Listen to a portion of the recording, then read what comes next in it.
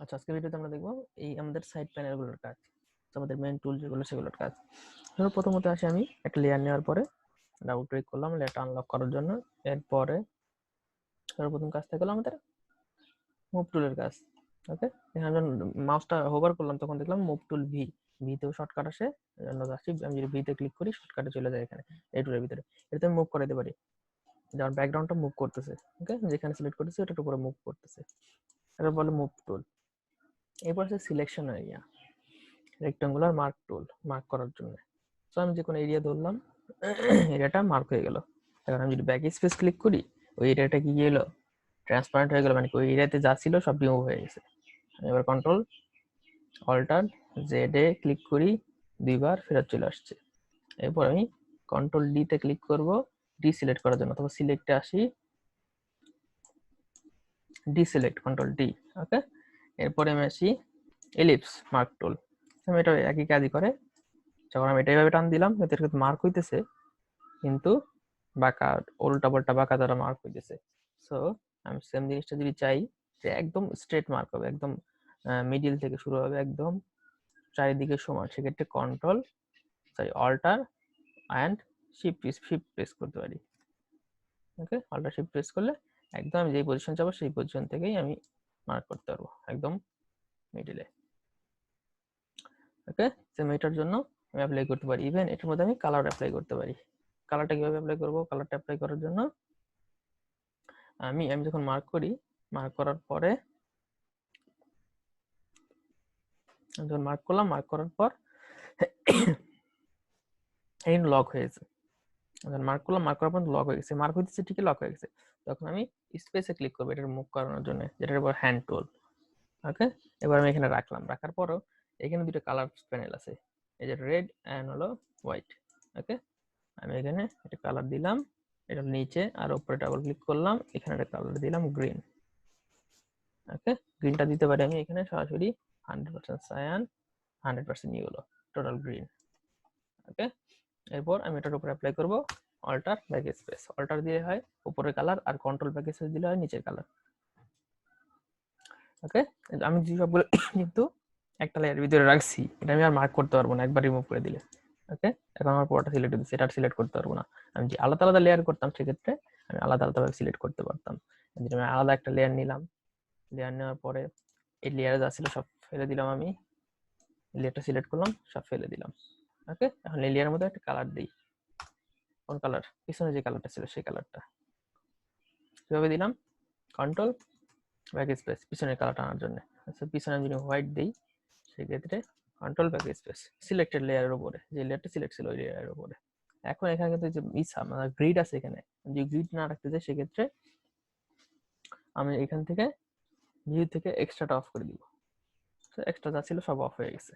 এখন একটা লেয়ার আছে, লেয়ারের মধ্যে আমি যদি চাই সেক্ষেত্রে আমি এখানে একটা ইলিপস রাখলাম, রাখার পর ইলিপসের উপরে আমি একটা কালার অ্যাপ্লাই করলাম।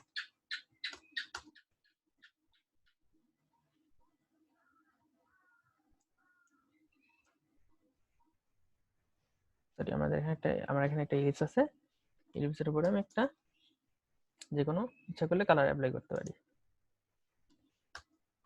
ওকে, সরি। ওকে, একটা ব্যাক স্পেস আসে, আবার কালার অ্যাপ্লাই করলাম। ওকে, আমরা যেহেতু কিবোর্ড দিয়ে করছি। ওকে, অল্টার ব্যাক স্পেস হলো উপরেরটা, আর কন্ট্রোল ব্যাক স্পেস হলো নিচেরটা। সেক্ষেত্রে আমরা ক্লিক করলাম। এখন কিন্তু আমি যেহেতু একটা লেয়ার নিয়ে নিয়েছিলাম সেক্ষেত্রে আমি এটাকে মুভ করে দিতে পারছি, যেখানে ইচ্ছা সেখানে রাখতে পারছি। আমি কন্ট্রোল টি তে ক্লিক করলাম, ট্রান্সফরমেশন টুল। ওকে, আমি ট্রান্সফর্ম করে দিতে পারতেছি, ছোট বড় করে দিতে পারবো ইচ্ছা করলেও। ঠিক আছে, ওকে, এন্টার।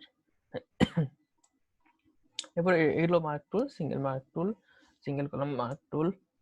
এরপর আছে কি সিলেকশন টুল। আমি ক্লিক করলাম একটা, এটা কিন্তু সিলেক্টেড হয়ে গেছে। এটা ইচ্ছা করলে আমি ফালাই দিতে পারবো, আবার ইচ্ছাটা কিছু করলে কিন্তু এটার উপর আমি কালার অ্যাপ্লাই করতে পারবো। নিচে কালারটা চেঞ্জ করি, তাহলে বুঝতে পারবেন। মূলত কালার অ্যাপ্লাই করতে পারতেছি এটার উপরে, আমি জাস্ট সিলেক্ট করে। এটা সিলেক্টের জন্য। আর একটা ম্যাজিক অটো, এটাও সিলেক্টেড, এটা হলো সেম কালার যেখানে যেখানে থাকবে অটোমেটিক্যালি এক ক্লিকে সবগুলো ধরে নিবে অটোমেটিক্যালি। এটার ক্ষেত্রে চাই আমি এরিয়াটা যা ইচ্ছা তাই করতে পারি, রিমুভ করতে পারি। এরপর আসলে ক্রপ টুল সম্পর্কে আমরা সবাই মোটামুটি জানি, সব ক্ষেত্রে আমরা যে ক্রপের জন্য ইউজ করা হয়, যে আমি এটা ক্রপ করলাম, টান দিলাম যতটুকু লাগে, জাপানের ফ্ল্যাগ হয়ে গেল অলমোস্ট। এটা ক্যান্সেল দেই, যেহেতু আমার একবার ক্রপ হয়েছেই, ডোন্ট ক্রপ। ওকে, আর মাঝখানে যদি আমি চাই যে মাঝখানে আমার মিডিলে থাকবে, সেক্ষেত্রে আমি দুটো লেয়ার একসাথে ধরলাম, ধরার পর এই যে মাঝখানে রইলো, ওকে, এই যে উপরে নিচে মাঝখানে রইলো।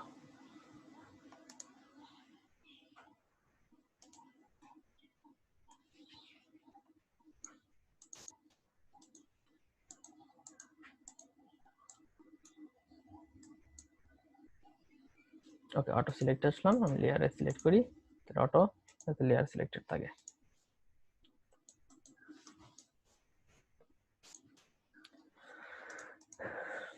ওকে, এখন আমাদের এই লেয়ারটা কিন্তু আমার মাঝখানে আসে নাই, সেটাকে আমি কারণ দেখাই। এই যে আমার যে এই টুলটা ছিল, এটা থাকবে মাঝখানে, এটা আমার মাঝখানে ছিল না। সো আবার আসি কন্ট্রোল টুলে, আর ব্যাক স্পেসে যাই। আমি যদি মাঝখানে যাই, অবশ্যই আমি যেটা আমার থাকবে, লেয়ার থাকবে, ওইটা যেন একদম মাঝখানে থাকে। নতুন একটা লেয়ার নেই, এই লেয়ারের উপর আমি এটা দিয়ে ইলিপস দিয়ে আরেকটা মার্ক করি। তো আমি মার্ক করলাম, এটা নিলাম, অল্টার ব্যাক স্পেস দিয়ে এর উপর একটা এরিয়া,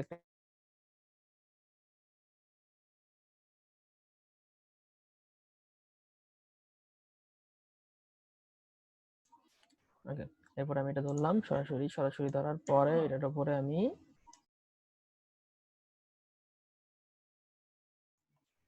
ওকে এটা ধরলাম, দুইটা মার্ক করলাম একসঙ্গে, এরপর মাঝখানে আনলাম, সরি, এটা আমার এরিয়াটা সিলেক্টেড আছে অলরেডি, এরপর আনলাম মাঝখানে, উপরে নিচে মাঝখানে, এখন কিন্তু মাঝখানে আছে।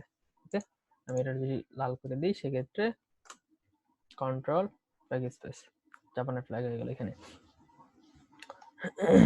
এরপর কি আছে আমার পার্সপেক্টিভ ক্রপ টুল, এটা দিয়ে আমি ক্রপ করতে পারবো। জাস্ট এরিয়া সিলেক্ট করলাম, এরিয়া ক্রপ, ওকে, ডন ক্রপ। এরপরে আমার কাছে কিছু টুল, স্লাইস টুল আছে, এগুলো আমরা যখন করবো আরেকটা ইয়ের মধ্যে, তখন দেখাই দিব না আস্তে আস্তে। ওকে, প্রজেক্ট ভিত্তিক দেখাই দিব, তখন আস্তে আস্তে সবগুলো টুল দিয়ে দেবো। এখন আমরা বেসিক আলোচনা করি।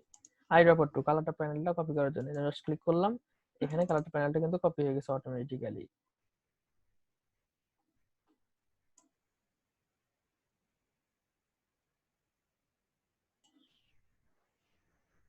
ওকে, এবার আসে কি কালার স্যাম্পল টুল,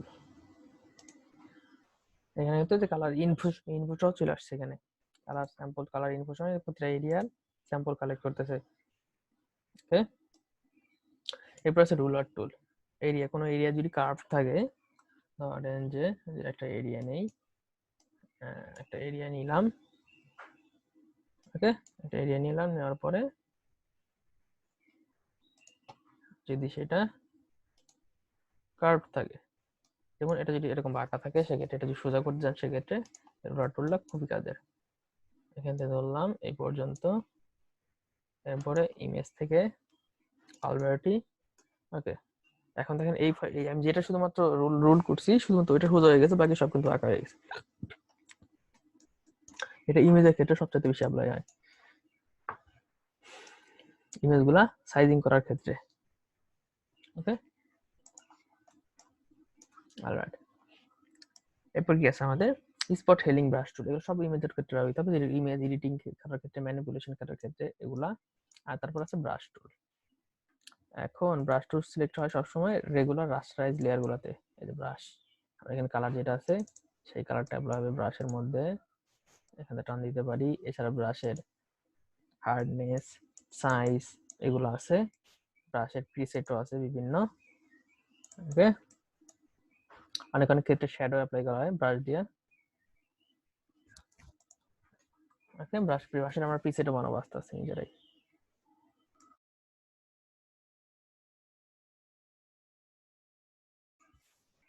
এরপর আছে আমার কি আছে ক্লোন স্ট্যাম্প টুল।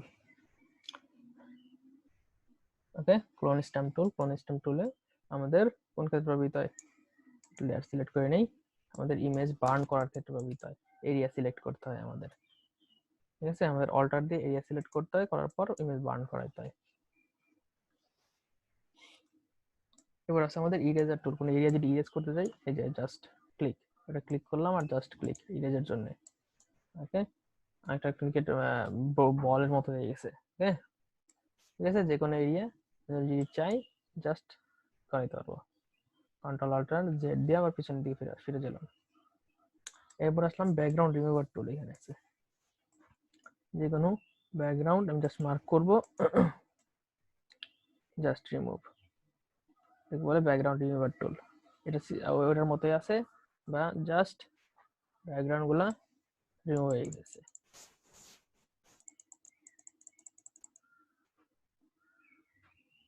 ওকে, এখন অ্যারো আছে এখানে, second bracket third bracket use করে আমরা এখানে এটা করতে পারি। যদি এটা সব ক্ষেত্রে প্রযোজ্য না, ব্যাকগ্রাউন্ডের সব ব্যাকগ্রাউন্ডের ক্ষেত্রে প্রযোজ্য না। এখানে হার্ডনেসের ব্যাপার আছে, হার্ডনেস ফুল আছে, স্পেসিং বাড়ানো আছে, সাইজিং। ওকে, তবে সব ক্ষেত্রে এই ব্যাকগ্রাউন্ড রিমুভার অ্যাপ্লাই হয় না। আমরা ইচ্ছা করলে অ্যাপ্লাই করতে পারি, কিন্তু সব ক্ষেত্রে অ্যাপ্লাই হয় না, অনেক ক্ষেত্রে ওরা ফাইল নষ্ট করে। সো আমরা আরো টুল আছে, ওগুলো ইউজ করতে পারি। ঠিক আছে, অনেক ক্ষেত্রে ইমেজের ক্ষেত্রে এরকম এই ব্যাকগ্রাউন্ড টুল রিমুভারটা ইউজ করা হয়। ওকে,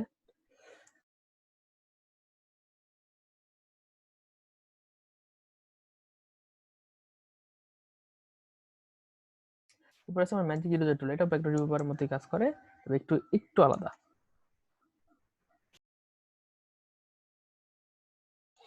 মনে করেন আমরা যদি ব্যাকগ্রাউন্ড রিমুভারে কাজ করি, তাহলে আমার পিছনে একটা কালার অ্যাপ্লাই করা আছে, আমি জাস্ট এখানে ক্লিক করলাম, ও জাস্ট ম্যাজিক সিলেকশন টুলের মতো জাস্ট এক ক্লিকে পুরো ব্যাকগ্রাউন্ড রিমুভ করে ফেলবে যা ছিল।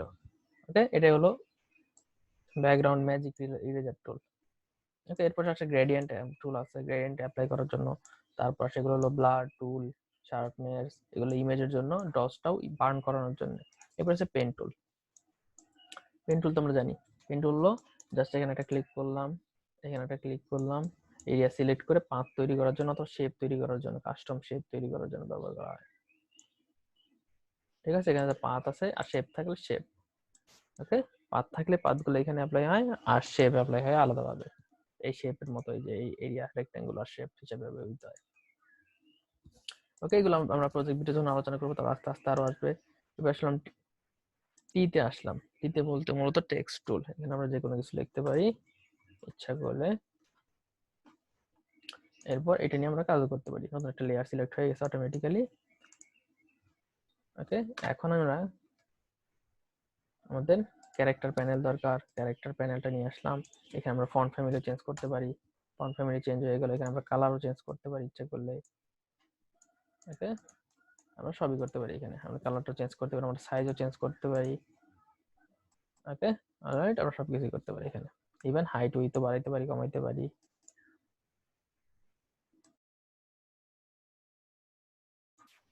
ওকে, এরপর আছে আমাদের রেক্ট্যাঙ্গুলার টুল। রেক্ট্যাঙ্গুলার টুল আমরা রেক্ট্যাঙ্গুলার শেপ টুল, আমাদের শেপ ক্রিয়েট করার জন্য এই টুলগুলো ব্যবহার করতে হয় মূলত। এই যে আমরা যতগুলো ক্লিক করবো ততগুলো অটোমেটিক্যালি লেয়ার সিলেক্ট ক্রিয়েট হয়ে যাবে এখানে। এই যে একটা ক্লিক করলাম, নতুন একটা লেয়ার ক্রিয়েট হয়ে গেছে এখানে, এবং প্রতিটা লেয়ারই ট্রান্সফরমেবল। জাস্ট কন্ট্রোল টি দিলাম, আমি এখান থেকে সরি, ওকে, আমি এখান থেকে জাস্ট মুভ করতে পারতেছি, যে কোনো জায়গায় মুভ করতে পারছি, শেপ চেঞ্জ করতে পারতেছি। ওকে, এবং ফিলও চেঞ্জ করতে পারতেছি, যে কোনো কালারে ফিল নিতে পারতেছি। স্ট্রোক আছে, স্ট্রোক অ্যাপ্লাই করতে পারতেছি এটার উপরে। আমি যদি এটার উপর স্ট্রোক অ্যাপ্লাই করে যাই, স্ট্রোক অ্যাপ্লাই হয়ে গেছে এখানে 0.5 স্ট্রোক। স্ট্রোক বলতে বর্ডার বোঝায় অনেক ক্ষেত্রে। এই যে স্ট্রোক আছে এখন কতটুকু আছে, 3, জাস্ট ইউজ 0.5। ওকে, 0.5 স্ট্রোক। স্ট্রোক বলতে বর্ডার মূলত বোঝায়। এখন এখানে আছে সিলেকশন টুল। মূলত একটা হচ্ছে রেগুলার সিলেকশন টুল আর একটা হচ্ছে direct selection tool. Direct selection টুলগুলো পাথ ইউজ করার জন্য ব্যবহৃত হয়, অ্যাঙ্কর গুলো চুজ করার জন্য ব্যবহৃত হয়। আর এটা হলো regular path selection tool, path গুলো সিলেক্ট করার জন্য। যদি আমার যদি পাথ থাকে এদিকে, আমার পাথগুলো রিমুভ হয়ে গেছে, ওগুলো থাকলে ওগুলোর উপরে সরাসরি সিলেক্ট করা যেত অ্যাঙ্কর গুলা। এরপর আছে হ্যান্ড টুল। এটা তো আমরা জানি স্পেস দিয়ে হ্যান্ড টুল ইউজ করা যায়, স্পেস ছাড়া ইউজ করা যায়। এরপর আসে কি জুম ইন। ওকে, আমরা অল্টারে যদি সিলেক্ট করি তাহলে জুম আউট। এর পাশাপাশি আমরা হ্যান্ড টুল দিয়ে মুভ করাইতে পারি। এই মুভ করানোর জন্য আমাদের ফুল স্ক্রিন মোড আনা লাগবে, সেটা হলো শর্টকাট হলো এফ। এফটা ক্লিক করার পর আমরা স্পেসটা যখন চাপ দিয়ে ধরলাম তখন আমরা মুভ করতে পারতেছি যে কোনো জায়গায়। এছাড়া আমি যদি এটা অফ করে দিই সেক্ষেত্রে আমরা যদি কন্ট্রোল আর স্পেস ক্লিক করি সেক্ষেত্রে সেটা জুম হবে। Control alter space zoom out, যে কোনো স্পেসিফিক এরিয়া যদি আমি চাই এই জাস্ট মার্ক করলাম জুম ইন, আবার স্পেসিফিক এরিয়া যদি আনমার্ক করে দেয় জুম আউট। ওকে, জুম আউটও করতে পারি। তো এই ছিল মোটামুটি ওভারভিউ। তারপরে যাবতীয় সবকিছু আমরা আস্তে আস্তে ট্রান্সফরমেশন টুল দিলে প্রতিটা যারা যা সিলেক্টেড থাকবে লেয়ার সবগুলো ট্রান্সফরমেশন টুলগুলো ওপেন থাকবে এখানে, এগুলো এটা যদিও করে না ইউজুয়ালি। ওকে, এটা অফ করে দিই সিলেক্টেড লেয়ার টুল। ওকে, এই ছিল মোটামুটি ওভারভিউ। এর পরবর্তীতে আমরা ছোটখাটো কিছু প্রজেক্ট নিয়ে কাজ করবো মূলত। ওকে, আল্লাহ হাফেজ।